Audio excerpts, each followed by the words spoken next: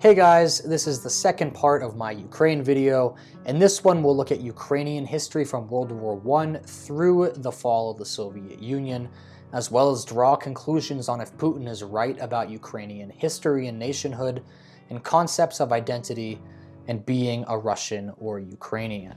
If you haven't seen the first video in the series, I highly recommend you watch that first. That looks at what Putin actually says about Ukrainian history and nationhood, and talks about Ukrainian history from the Kievan Rus all the way through to the 1800s. So let's just get right into this video. Things get complicated again in the aftermath of World War I, when for the first time independent polities with the name Ukraine pop up. Eastern Europe between 1917 and 1922 is a super chaotic time generally, but Ukraine might just be the most chaotic of all of them. Ukrainians fought on both sides of the conflict depending on which empire controlled their land. Many Ukrainians fought for Russia, and many fought for Austria as well, a point that Putin makes in his writing. To be sure, Austria played up nationalism in Ukrainian lands, hoping to incite rebellion in Russia via newspapers and other forms of media. During the war, however, many pro-Russian Ukrainians were thrown into concentration camps and tortured, showing that Austria was not in favor of self-determination, but rather leveraging nationalism against Russia. The concept of pro-Russian Ukrainians outside of Russia does not necessarily signify a Russophilia consistent with what Putin claims, however. We see a similar phenomenon in Polish nationalist circles around the same time, where Austrian and Prussian Poles sought to be unified with Poles under the Russian Empire.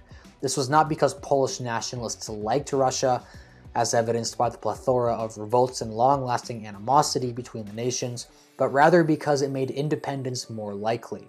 After all, it's easier to fight one war for independence and potentially gain allies from neighboring empires than to fight multiple wars without the hope of alliance. Ukrainian moves toward independence kicked off in 1917. Russia, with the rise of the Bolshevik communists, descends into a bloody civil war.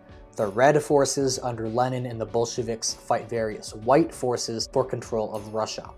On top of that, the Central Powers of Germany and Austria are still threatening Russia to the west. The empire starts to fall apart, and various republics seek independence in its wake.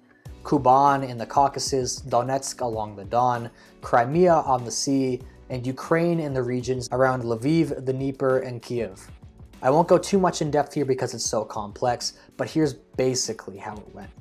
The first signs of an independent Ukraine sprung up on the day after the Tsar's abdication on March 16, 1917, with the formation of a Ukrainian governing body known as the Rada. On June 10th, the Ukrainian People's Republic, or UPR, declared autonomy from Russia, flying the blue and yellow bicolor in triumph. Consisting of various administrative regions, the UPR went through a tumultuous and contested 5 years of existence. In the beginning of 1918, the Bolsheviks recognized Ukraine's declaration of independence, hoping that the new state would join into a communist bloc.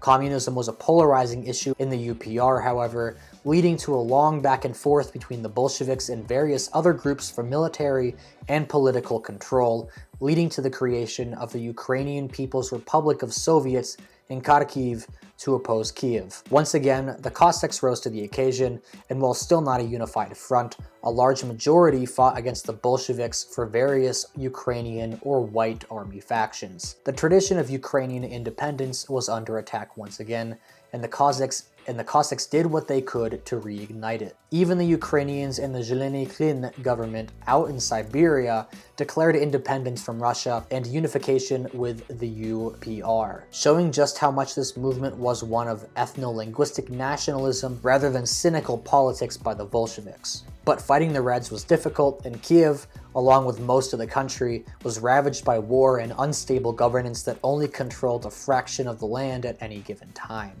Uniting with neighboring breakaway republics was also a mixed bag. Kuban joined with Ukraine in February, but Crimea would refuse to join its northern neighbor, leading to tariff wars. Chaos ensued, and the UPR looked for stability. With the signing of the Treaty of Brest-Litovsk, a different one that ended the war on the Eastern Front, but still the same year, as I said, pretty complicated, the Central Powers of Austria and Germany reorganized Ukraine. The UPR would be considered neutral in World War I and receive military protection against the Soviets in return for food and supplies to help the Central Powers. Germany, however, took advantage of this treaty, effectively occupying the country after a war-torn Ukraine couldn't deliver on their end of the deal. This did, however, drive out the Soviets and bring some order, and on April 29th, a coup ensued, establishing the Second Hetmanate and turning Ukraine into a client state of the German Empire. Putin talks about this in his piece and considers the UPR and the Second Hetmanate an allegory for modern Ukraine, a temporary nation that had never existed, exploited by Western influence to attack Russia. While there is a lot of truth in this historical summation, it's also worth noting that the whole reason the German presence existed in Ukraine is that it was a preferable alternative to Russian Red forces who were decimating the country. Additionally, the regime was actually criticized by its people for being too pro-Russian, if you can believe that. Nonetheless, everything continued to get more complicated. On November 1st, the West Ukrainians People Republic formed, distinct from the Hetmanate, but often falling into the same orbits. By this time, the German support for Ukraine was all but gone, as just 10 days later, the armistice would be signed that ended World War I, and as a result, chaos engulfed the region once again. Later that month, anarchist uprisings would take place in the southeast of the country, led by Nestor Makhno, an anarchist that had been freed from prison during the revolution. A peasant army called the Black Army took control of the city of Huliapol. Expanding from there, they created a free territory known as Makhnovshcina, where they instituted social equality and communes. They were pretty much hippie versions of the Bolsheviks and even considered the Reds as evil dictators. Makhnovshcina got along surprisingly well and would outlast the Hetmanate, which fell on December 14th after the reign declined in popularity with its exportation of grain to Germany during the war. This restored the UPR, along with a renewed Soviet offensive. Interestingly, the Soviets actively denied that they were really invading Ukraine. Perhaps it was a special military operation. And while all of this was going down, Poland invaded too, seeking to reclaim lands it had formerly held in the east. Entente powers also got in the mix to fight the Bolsheviks, though this was only temporary. While the UPR and West Ukraine planned on merging, divides still existed between the regimes, namely in terms of foreign policy. West Ukraine was being invaded by Poland and wanted to prioritize fighting on that front, while the UPR was dealing with the Bolsheviks and were not opposed to aligning with Poland against them.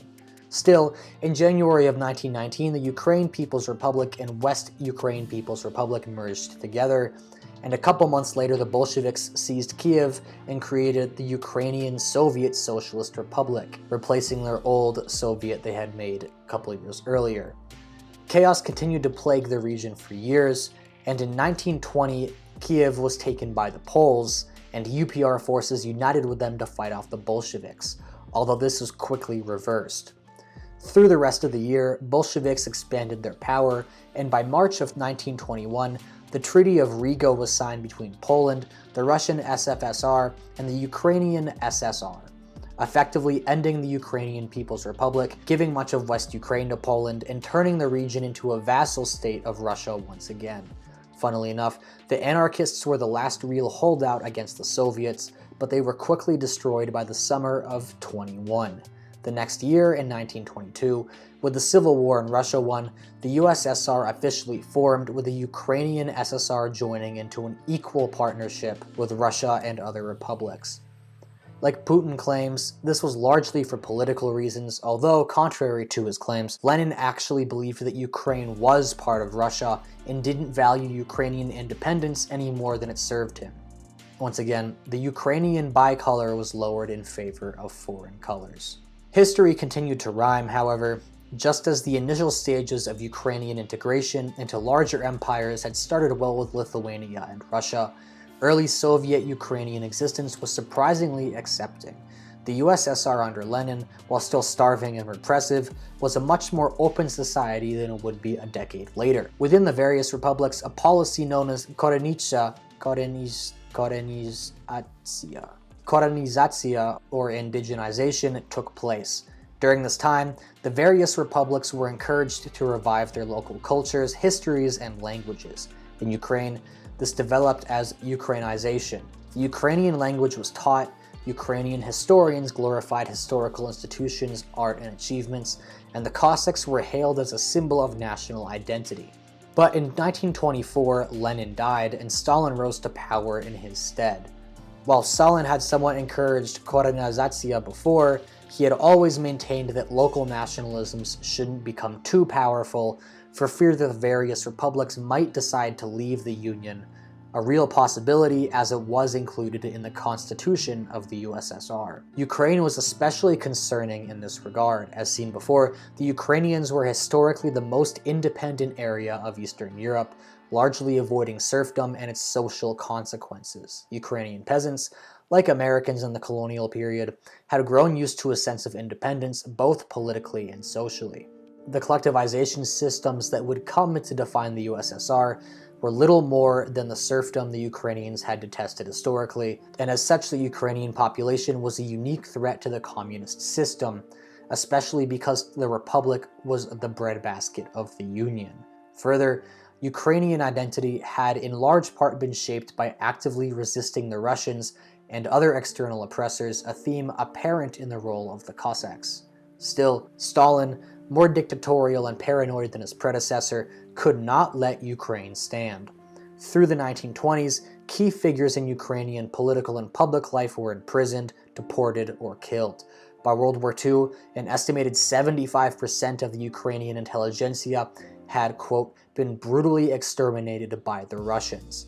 Orthodox churches, a key element of Ukrainian life, were torn down, along with many priests being killed. Stalin justified these liquidations by claiming that nationalism and religion were bourgeois attempts to divide the workers of the world and undermine the Soviet Union, a trope that had existed since the beginnings of communism and still exists today.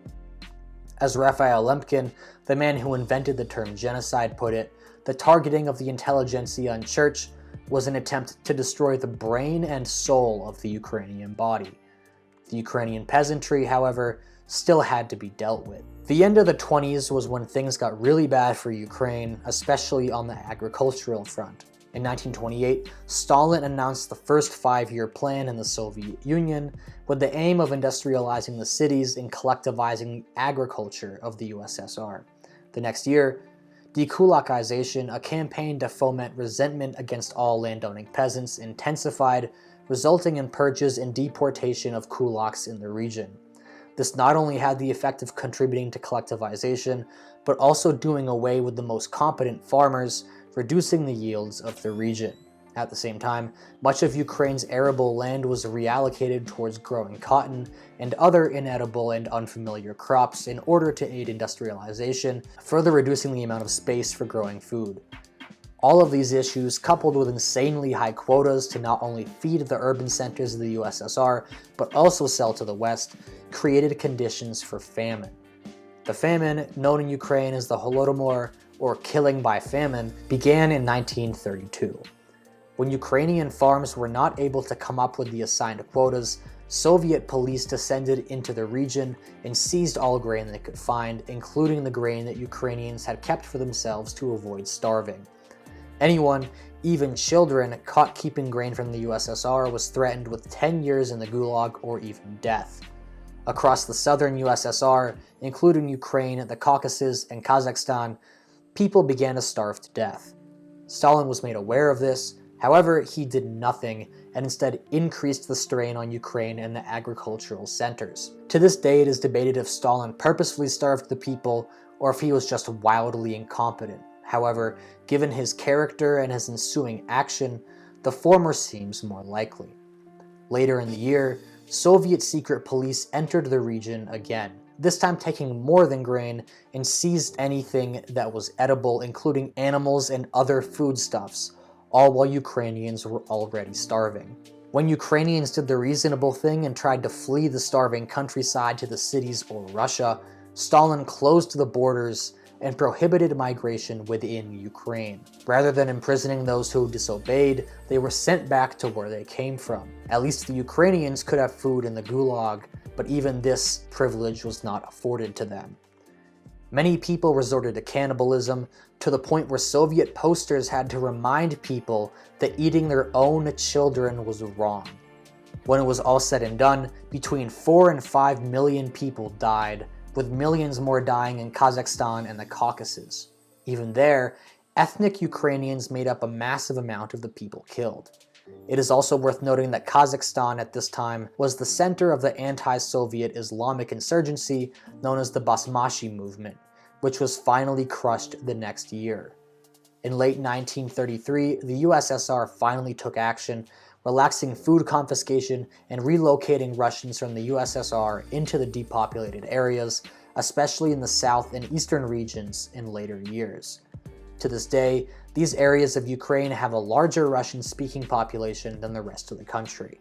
Like most of Stalin's atrocities, the evidence for the famine was covered up, with the Holodomor being written off as food shortages by state media as well as complicit foreigners. Death certificates could not list starvation as a cause of death, and the use of the word famine to describe the incident was outlawed. Even the 1937 census, which showed a radical depopulation of Ukraine, was kept secret and never made public. Further evidence of this, as well as other atrocities, would be destroyed after World War II and the Nuremberg trials for fear of persecution in the event of overthrow. Ukraine would begin to recover and its borders would begin to change. In 1925, before the famine, reorganization of the Okrug administrative structures in the Soviet Union caused small changes on the republic's north and eastern borders. In 1939, when the Soviet Union invaded Poland, parts of the region of Galicia, as well as the city of Lviv that had been taken by the Poles in the Polish-Ukrainian War 20 years earlier, were taken back for Ukraine. The regions of Bukovina and Bujak-Bessarabia were given to Ukraine the next year from Romania. Later in 1940, however, the Germans betrayed Stalin and invaded the Soviet Union. Ukraine was particularly hard hit, as the Germans sought to take Ukraine and other fertile areas for German living space, as well as cut through the region to get to the oil-rich Caucasus. Many Jews had lived in Ukraine, and as a result, the Holocaust was particularly terrible there, with 1 million Jews being killed. Near Kiev, from September 29th to 30th in 1941, 33,800 Jews were marched to a ravine known as Babi Yar. They were lined up on the edge of the cliffs and executed, their bodies falling into the ravine and later buried by Soviet prisoners of war. Only 29 people survived, with one of them, Dina Pronicheva, jumping into the ravine before being shot, later digging her way out to safety.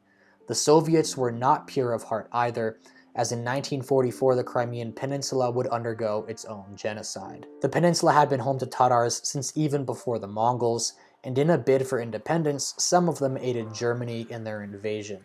As punishment, Stalin had over 200,000 people deported to Central Asia, and replaced the missing population with ethnic Russians, another population transfer that still echoes today.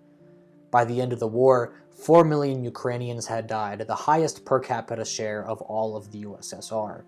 Sadly, the tale of Ukraine in World War II is not so black and white as being victimized by Nazis. Many Ukrainians helped the Germans, and anti-Semitism was very strong in Eastern Europe. Further, many Cossack and Tatar factions fought alongside the Germans against the Soviets, hoping once again for independence. As a result of this, de-Cossackization ensued after the war, with military units disbanded and the banning of open Cossack culture. After the war, Ukraine gained more territory from Czechoslovakia and would be given Crimea in 1954 on the 300th anniversary of the Treaty of Pereyaslav between the Cossacks and Russians, giving Ukraine the borders it has today. Through the post-war period, Ukraine began to more harmoniously integrate into the USSR, with both Khrushchev and Brezhnev coming from Ukraine.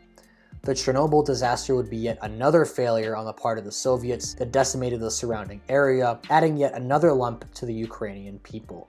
In 1991, Ukraine, along with the rest of the USSR republics, became independent, with Ukraine retaining nuclear weapons until giving them back to Russia in 1994. With the independence, Ukraine experienced a freedom of cultural resurgence it hadn't seen in decades.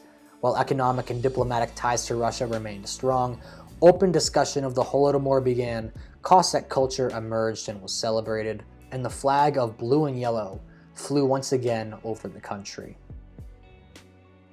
So with this history, we can ask and try to answer the question of if Putin is right about Ukraine and whether Ukraine should exist independent of Russia or not. Let's start with what Putin gets right. The two main themes that Putin is correct on is the shared history of the Kievan Rus and the external oppression of the region of Ukraine. As Putin says, Russians and Ukrainians were one people, a single whole. Political leaders such as Vladimir the Great controlled areas in both the north and south of the region, including Moscow and Kiev. Both areas were Greek Orthodox in religion and spoke a common language of ancient Rus. Kiev was seen as the center of the empire and a central pillar of Rus identity even after the collapse of the nation. Further, Putin is correct that other nations have oppressed the Ukrainian people. Under Poland-Lithuania, serfdom was imposed and the institution was forced on peasants. The nobility in the region was forcibly Polonized as well, with conversion to Catholicism and the use of the Polish language mandated among the ruling classes. With the Cossack peoples, a registry was instated by the Poles, and their freedoms were severely curtailed and were dependent on the Poles' need for them as a military force. When the Hetmanate became independent, it feared Poland more than any other nation, to the point where the Zaporozhians allied with the Crimean Tatars and Russia to ward them off. When the Hetmanate was partitioned, the Polish region faced much more oppression than the Russian one, and the presence of revolts demonstrated the desire for independence that continued in the region. Under Austrian rule, the western regions of Ukraine were punished for any pro-Russian sympathy during World War I, with those being seen as threats being interned in camps and fortress prisons to be tortured or killed. After the Declaration of Independence, the Germans and Austrians occupied the UPR and installed a puppet state, taking grain for the war effort and straining the already struggling Ukrainian food supply. Putin also makes the fair argument that some parts of Ukraine are not historically Ukrainian, namely the Crimean Peninsula, which until World War II was primarily Tatar in population. Putin, however, underplays two main things: the history of Russian oppression upon Ukraine and the centuries of cultural separation that led to separate development for Ukraine. After the Mongol invasion, the north and south of Kievan Rus was separated, with the north centering around Novgorod and the south around Kiev. While Kiev was decimated and saw much of its former clout move north or disappear entirely, the north began to cooperate with the Mongols and spare itself from destruction, slowly gaining political power for itself. Kiev and other lands in the south, which became Ukrainian, fell into the orbit of Lithuania and later Poland, while the north realigned to Moscow and built an empire of its own. Ukrainian language diverged from Russian as pre-existing Scythian influences from the steppe, as well as Western linguistic influences of Polish, German, and Yiddish seeped into the region and slowly turned Ukrainian into its own language. Culturally, Cossack traditions of democracy and independence sprung up and continuously battled against oppressors from all sides, including Russia. This contradicts Putin's claim that the Cossacks were brothers of Russia, or that the Treaty of 1667 reunited the Cossacks and Russians. By the time Kiev and Moscow reunited into a single polity, 554 years had passed. In that interval, William the Conqueror took England, Constantinople fell, America was discovered, and the Reformation and its ensuing wars had all taken place and concluded. Once Moscow took Kiev, the previous order of Kievan supremacy, or even parity, did not come back, despite the hopes of the Southerners. While some rights were retained, this was not a practice specific to Ukraine, as various parts of the empire were allowed freedom and autonomy to some degree. For example, Islamic organizations were allowed and in some cases strengthened in Russia's Central Asian holdings, while Poland operated as its own kingdom within Russia for decades. Under Catherine the Great, the Zaporozhian Sich was destroyed, and revolts against Russia from Cossacks would continue to demonstrate Ukrainian desires for independence. To be sure, Russia generally operated with a hands-off approach to its empire, but this was not a sign of special relationship with Ukraine. These freedoms existed only as long as the Tsar considered it favorable, a stance that changed in 1863 after Poland's January Revolution. The use of Ukrainian language was banned after this point, and even before this, the famous Ukrainian poet Shevchenko was punished for using it. Russia used autonomy as a method of appeasing its subjects, not out of a democratic, pluralistic ethic, and when this failed, autonomy went away. If Moscow was friendly to democratic norms, why did it destroy the only two bastions of democracy in Eastern Europe, Novgorod and the Sich? While Austria certainly allowed Ukrainian nationalism for cynical reasons, it was still allowed, and the same could not be said for Russia. During the Soviet era, the Ukrainian SSR did not just spring into existence, but was established by Russian Bolshevik forces invading Kiev and creating it in opposition to the existing Ukrainian government. The Holodomor was the fever pitch of Russo-Ukrainian tensions, and it is rather appalling that Putin does not acknowledge this very pertinent part of history. Instead, he insists it was a general famine that plagued a larger area, which, while not strictly wrong, this larger area was A, still largely ethnically Ukrainian, and B, was resistant to the USSR. Even if the famine were a complete accident, wouldn't it stand to reason that Ukraine, being a nation closer to Russia than any other, would be treated much better during, or at the very least after, the famine? Yet no such aid came. Putin also didn't go very far with the Crimea issue, past saying it's not actually Ukrainian. He, however, does not say what it is instead. While it is true that most of the Crimean population speaks Russian, this is only because of Stalin's deportation of Crimean Tatars and their replacement with ethnic Russians in World War II. If Crimea is not a part of Ukraine, it presumably also is not a part of Russia, given the lack of historical impetus. He does, however, not specify if his territorial aspirations are based off of modern demographics, in which case pre-war history is irrelevant, or historical status, in which case he has no claim to Crimea. In the other video, I said I would talk about the issue of identity and country, a topic that is extremely complex and nebulous generally. However, Putin makes some fundamental assumptions about the equation necessary to render a country legitimate, an assumption that, while not without truth, is incomplete. Based on his arguments, Putin seems to consider a legitimate country one that has an independent historical, cultural, and linguistic foundation with a long history of political independence and statehood. Key here is the existence of political autonomy and borders, rather than regional traditions or labels. In the case of Ukraine, its emergence from Kievan Rus, which Russia is arguably the spiritual successor to, and recent and short-lived political independence exclude the nation from legitimacy. To be sure, this is a blueprint that can have some truth to it, and under this definition, many nations, especially in Europe, would be considered legitimate. Further, there are some places in the world that have some levels of identity and separateness from their government, however, they do not have their own states, and presumably Putin considers Ukraine in this category, along with places like Sicily, Kurdistan, and Silesia, which are still part of other countries. However, there are many paths to nationhood, and there is not one single formula. America, for example, started as an English colony, then separated from England due to cultural, political, and economic differences, especially regarding ideas of stronger democracy. Despite being outgunned, the Americans were in possession of a warrior spirit that would carry the day.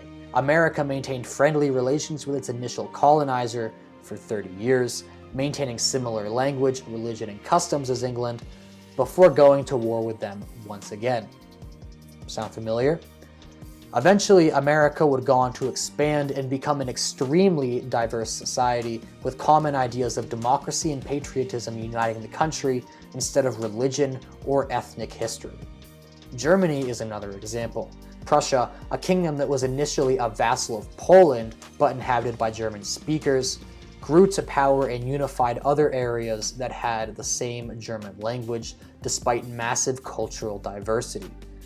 Further, there were areas that spoke German that were not incorporated into the Second Reich, and the actual creation of a German state only happened in 1871, with no real unifying polity before that point. Poland is an example of yet another path to nationhood. Rising from formerly Germanic lands in the Middle Ages, Polish Slavs with their own language and culture developed a state which allowed for diversity and even unified with another nation to its east that did not share language or faith. Poland was then wiped off the map for over a century before having its borders redrawn and redefined by the world wars.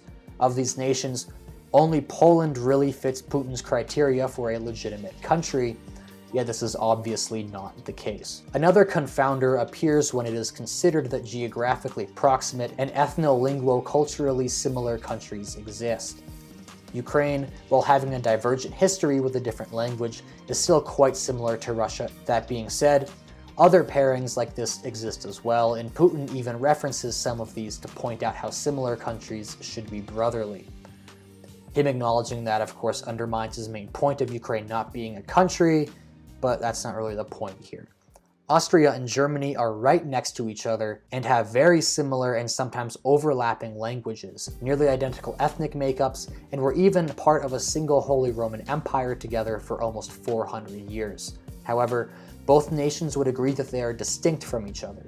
America and Canada is another example, with the same language, similar racial makeups, common democratic and frontier traditions and histories, and a common history in the English Empire uniting them, along with the longest border in the world.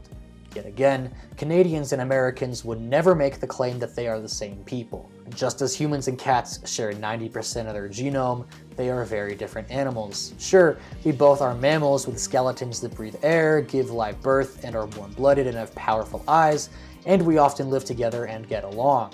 But we are not cats, despite what some people may identify as. This is of course an exaggeration, but the point remains, despite vast similarities and proximity, nations can still be distinct from each other on the basis of comparatively small differences. And of course, large differences can exist within a single state, making the whole idea of nationhood even more complex. Interestingly, Russia is a prime example of this. In the Russian Federation, there are 35 official languages, including Ukrainian, and Islam is similarly popular to Orthodox Christianity.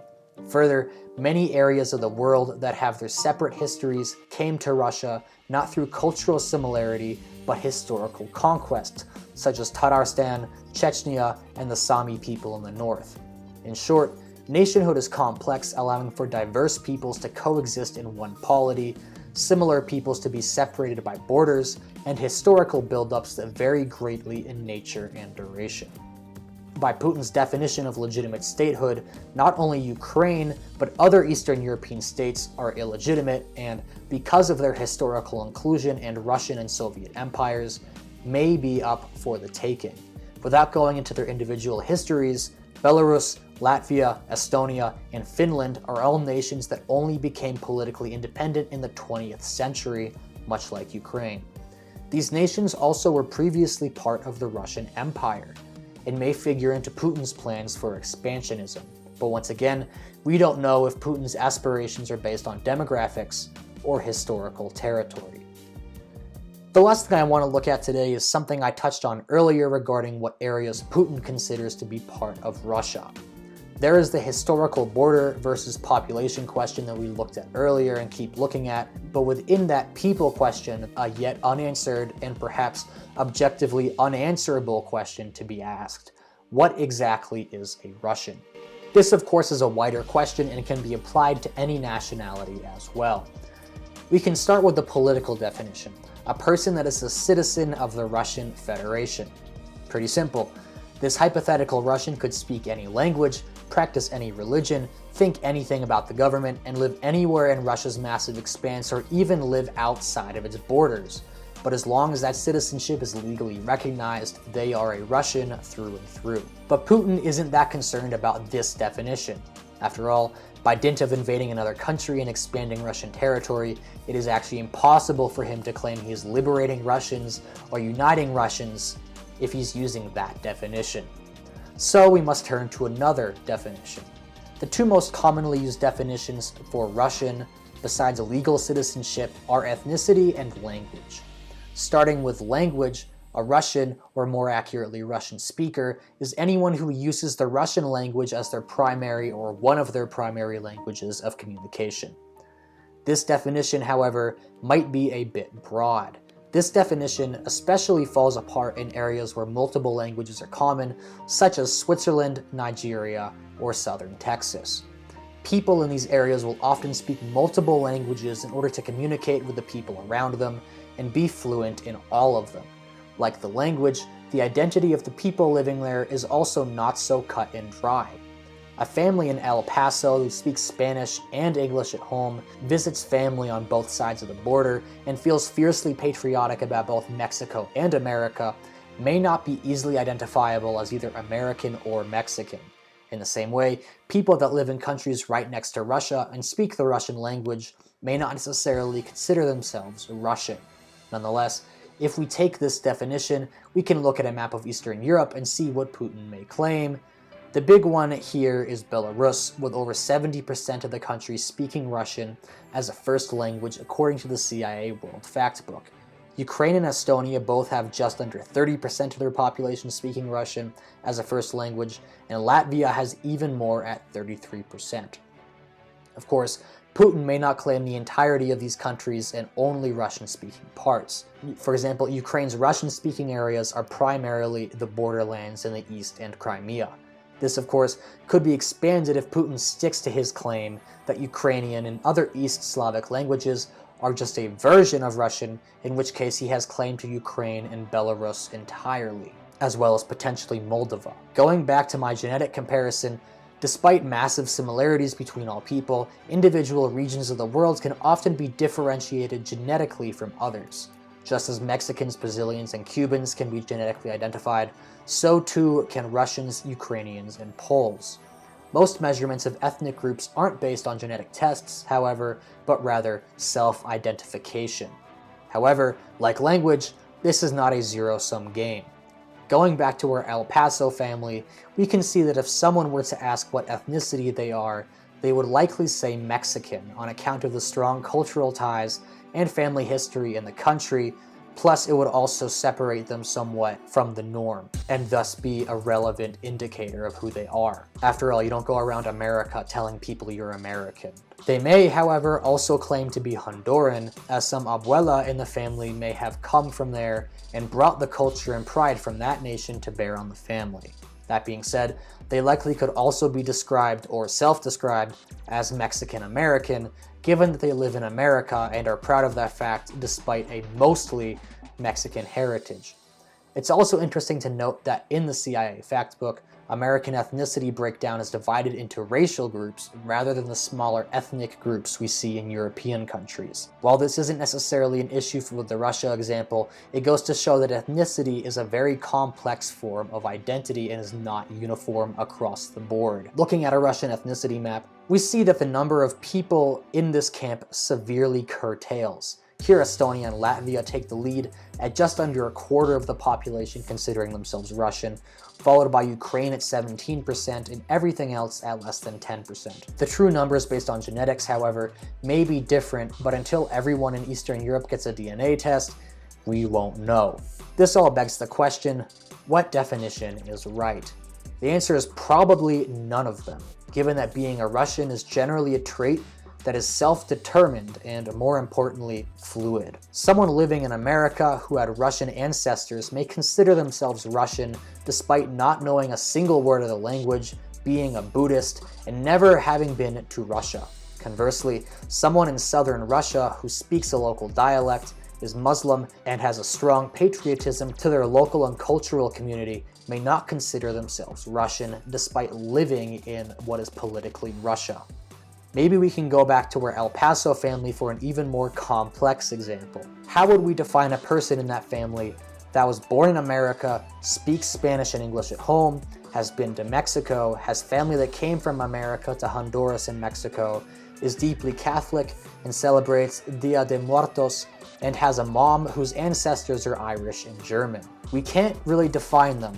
Only they can do that. When they're around their school friends, they may be Mexican. When visiting family in Tijuana, they may be American. And on St. Patrick's Day, they may be Irish. One person can hold many identities at once, and more strongly identify with one of them depending on context. Imagine how complex it would be then to classify an entire nation of people like that. This is not to say that it's impossible or futile to try and categorize a country or make generalities, but merely to point out how complex this can be, and Ukraine is one such example. Throughout most of the 2000s, Ukrainians would identify as Ukrainian and/or Russian. When anti-Russian crowds in Kiev overthrew the Russian-friendly government in 2013, many pro-Russian Ukrainians came to identify very closely with Russia in response. When Russia invaded the country in 2022, virtually all Ukrainians discarded any Russian identity that they had before in response. At the end of the day, the fate and identity of peoples and nations is up to them. If Putin wanted to incorporate Ukraine into Russia, he should have tried to make Ukraine feel pride for Russia and its culture and language and common history. Instead, through invasion, he has galvanized all, even those previously on his side, against Russian brotherhood, opting for a strong Ukrainian nationalism. The Ukrainians are super nationalistic. They see this as their national project, right? This to them is like a nationhood birthing moment. Like, they are committed to remaining free of Russia. Ukrainian nationalism, despite Putin's claims, was not simply a result of cynical Bolshevik appeasement. Rather, it was the result of centuries of slow development. Only at the tail end of this development does Putin have a point, specifically relating to foreign recognition. Even here, however, Putin lays all responsibility of the Ukrainian state on the Bolsheviks. Other powers, namely Germany, Austria, and Poland, also aided Ukraine during the Russian Civil War, at the very least demonstrating that all factions operating in Eastern Europe recognized Ukraine despite being opposed to each other. Long before the 1920s, Kiev and the wider Kievan Rus splintered between themselves in the 12th century, creating a political distinction between Kiev in the south and the northern territories. With the Mongol invasion, Kiev and the southern Rus lands were devastated and experienced a far different development than northern regions, including Moscow, that were spared. This disparate experience of the Mongol invasion separated the north and south for 500 years. During this time, Ukrainian language developed along a different path than Russian, to the point where translators were needed by the time the two orbits merged.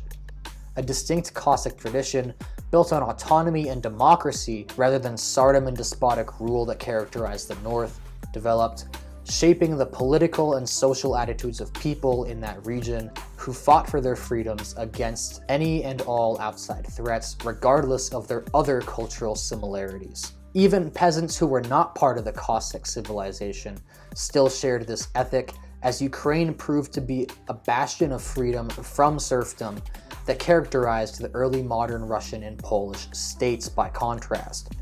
Nationalism became exemplified in the art and literature of Ukrainians, painting Russia as an oppressive force and singing the praises of freedom and independence. With the fall of the Russian Empire, Ukraine declared independence without Soviet coercion or interference from any other power. Even when these hopes for independence were dashed, Ukraine strived for distinction from Russia and suffered greatly during the Soviet era for this. Modern Ukraine stands as the product of this long line of development. A flawed nation with a complicated past and troubled present. Nonetheless, it stands as a historical home for democracy, a concept that is valued by its own people as well as much of our modern world. Once again, this center of democracy comes under attack from a powerful despotic neighbor, and once again, the warrior spirit of Ukraine's leaders and the Ukrainian people refuse to go down without a fight. So, this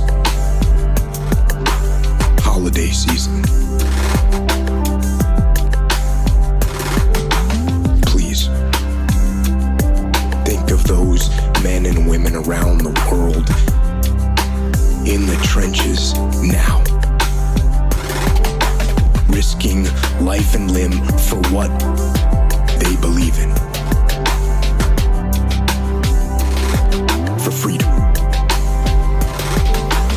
And think of the civilians trapped in those those hellish places, suffering in the merciless path of war. And finally, as Henry Williamson asked,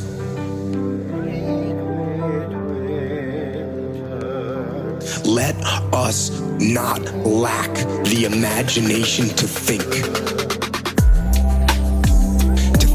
of other men as men like ourselves, men like us.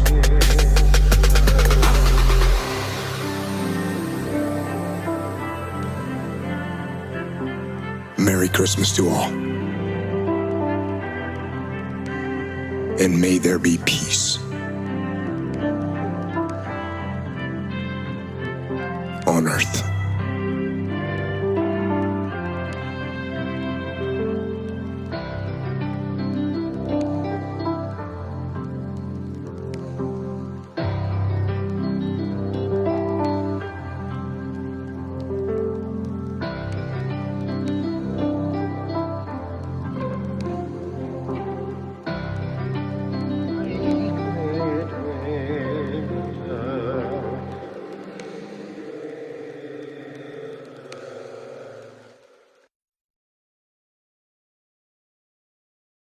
So that's it for this video, guys. Hope you enjoyed and learned something. This took me a long time to research and write.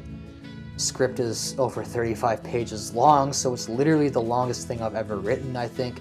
So hopefully it was worth it all for you guys. I might make other videos on similar topics in the future as well, so let me know what you thought of this one if you made it all the way to the end. Remember to like, comment, subscribe, and hit the notification bell, and I will see you in the next one. Goodbye.